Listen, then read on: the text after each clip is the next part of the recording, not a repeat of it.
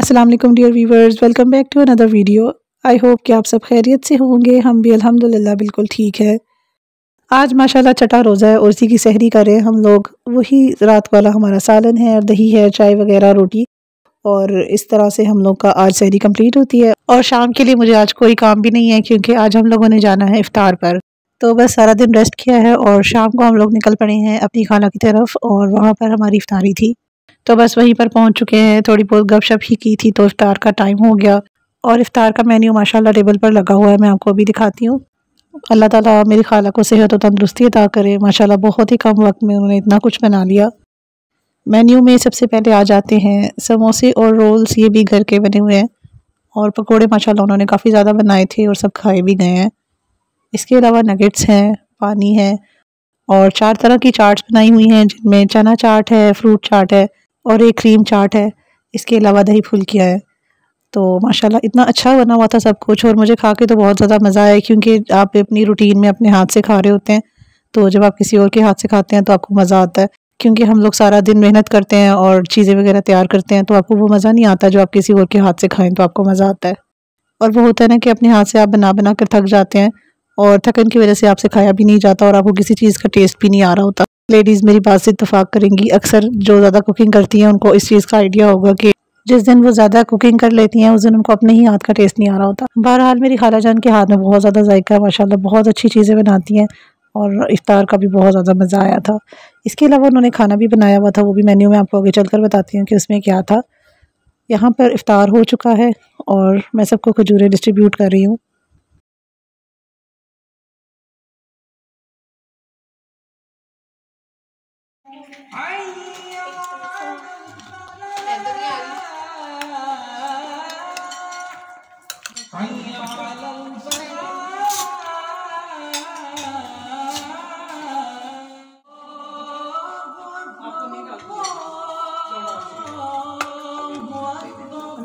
Phone हो गया।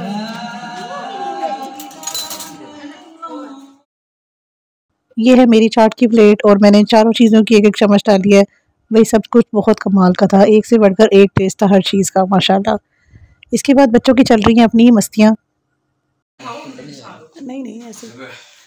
हाँ जी हसन, आपका रोज़े कैसे गुजर रहे हैं? पता भी नहीं लगा रोज़ों का आपको। हसन वाक करो, हसन दिखाओ ना फेस ही। वाक करो।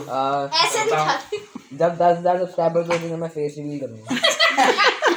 भाई फिर आपको उसके लिए 175 इयर्स वेट करना। अच्छा इसमें आपके रोज़े कैसे गुजर रहे हैं? यार ऐसा होना, साया आ रहे हैं आप लोगों के। बना ली भाई मेरी चटनी बना दी। वो हम आलू चनों पे डाल के खाएंगे आपकी चटनी। अच्छा इसमें आपके रोज़े कैसे गुजर रहे हैं? अल्हम्दुलिल्लाह बहुत अच्छे रोजे गुजर रहे हैं और पता भी नहीं लगा सिर्फ 24 रोजे रह गए हैं। इसकी शक्ल बनाए मेरा फेस। आपके रोज़े कैसे गुजर रहे हैं? अच्छे। अब इसकी पहले शक्ल दे, मैं इससे मेरा फेस रिवील के इसका भी होगा। अब फेस रिवील। ओ भाई मेरी चटनी ना फेस रिवील।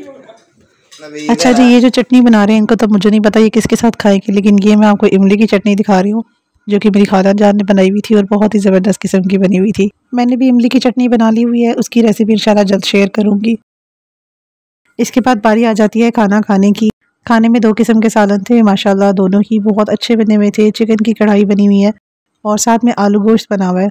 तो अल्लाह ताला उनको जज़ाए खैर अता करे और उनके रिज़्क़ में और जान माल में बेहद बरकतें अता करे, आमीन सुम आमीन।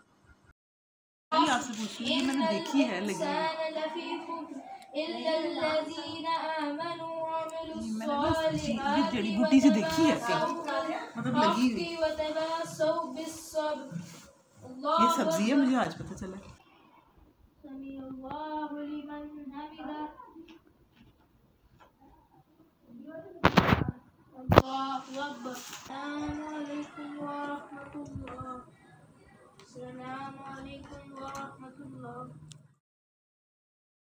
तो इशा की नमाज़ के लिए हैसम ने माशाल्लाह जमात करवाई थी और सब लड़कों ने नमाज़ पढ़ ली थी।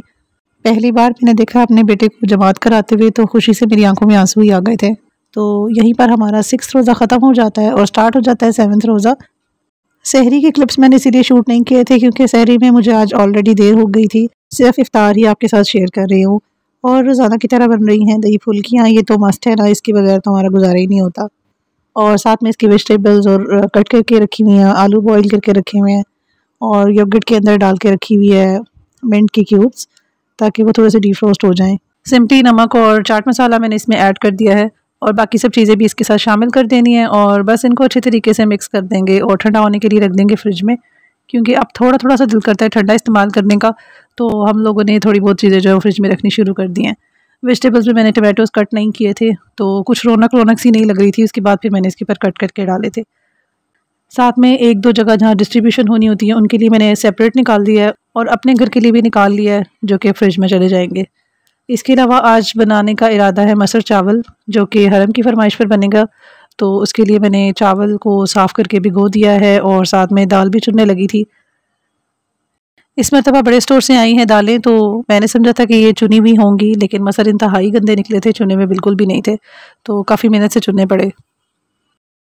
खैर मसर को मैं कभी भी भिगो कर नहीं रखती, डायरेक्ट ही पकने के लिए रख देती हूँ। तो इसके लिए मैंने प्याज डाल दिया और दूसरी तरफ साथ में मैं बनाने लगी हूँ स्पेगेटी। इसकी चिकन को मैंने स्ट्रिप्स में कट कर लिया था और ये जो स्पेगेटी के अंदर से ही टेस्ट भी कर निकलता है, बस वही मैंने चिकन को लगाकर मैरिनेट किया है और तीनों सॉसेस डाल दी थी। तो ये बस आधा घंटा पड़ा रहा है, उसके बाद मैरिनेट हो गया था, तो बस थोड़ा सा ऑयल डालकर पकने के लिए रख दिया। और लहसुन अदरक का पेस्ट जो मैंने 8-10 दिन पहले बनाकर रखा था, तो आप देख सकते हैं कि अभी तक माशाल्लाह कितना फ़्रेश है, किसी भी सूरत ये ग्रीन नहीं हुआ। बस इसका सिंपली यही तरीका है कि आप इसको जैसे ही यूज़ करें फ़ौरी तौर पर आप इसको रख दें वापस फ्रिज में, गर्म होने ना दें, और दूसरा इसको एयर टाइट रखें तो ये कभी भी ग्रीन नहीं होता। प्याज सुर्ख हो गया था, उसके बाद लहसुन अदरक का पेस्ट डाला है, मसर डाल दिए हैं और तमाम घर के जो नॉर्मल से मसाले होते हैं वो सब जाएंगे इसके अंदर। साबुत गरम मसाला है, ज़ीरा है, क्रश चिली है, नमक मिर्च और हल्दी डालूंगी इसके अंदर। तो बस इन्हीं मसालों से ये बनेगा। पहले मैं सब कुछ इकट्ठा डालकर बनाती थी और एंड पर तड़का लगाती थी, लेकिन अब बच्चों का थोड़ा सा टेस्ट चेंज हो चुका हुआ है, तो वो पहले तड़का लगाकर जो मैं पकाती हूँ वो पसंद करते हैं, बाद में लहसुन या फिर प्याज अगर आता है तड़के वाला तो उनको अच्छा नहीं लगता, तो मैं इसी तरीके से बना लेती हूँ। और साथ ही साथ मैंने चावल भी इसके बाद बॉईल कर लेने हैं। यहाँ पर चिकन जो है वो पक गया था, तो मैंने वेजिटेबल्स भी बीच में सौते कर ली हैं, तीनों सॉसेस बीच में ऐड करेंगे और साथ ही इसके अंदर हम ऐड कर देंगे स्पेगेटी, जो कि मैंने पहले से बॉईल करके रख ली थी।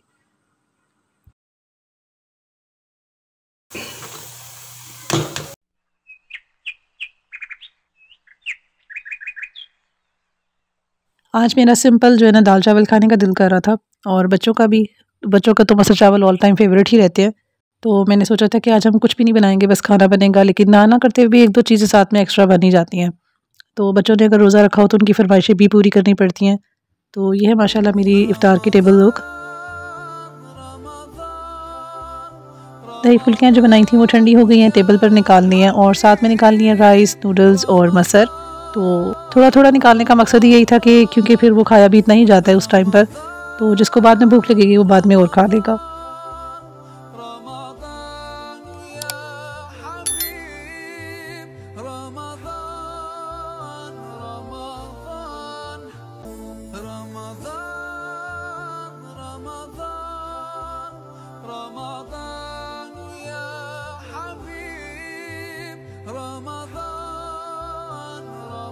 जिस दिन आप सोच लें आपने कुछ स्पेशल नहीं करना, तो उस दिन अल्लाह ताला की तरफ से मनो सलवा भी नाजिल हो जाता है। मैं तो इसे मनो सलवा ही कहती हूँ, जो बगैर मेहनत किए आपको खाने को मिल जाए।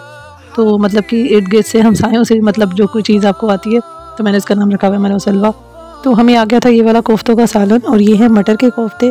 तो अगर पसंद आएंगे तो इनसे रेसिपी भी पूछूंगी और आपके साथ इंशाल्लाह शेयर भी करूँगी। आज का व्लॉग था बस इतना ही। आई होप पसंद आया होगा। फिर मिलते हैं। टेक केयर एंड अल्लाह हाफिज़।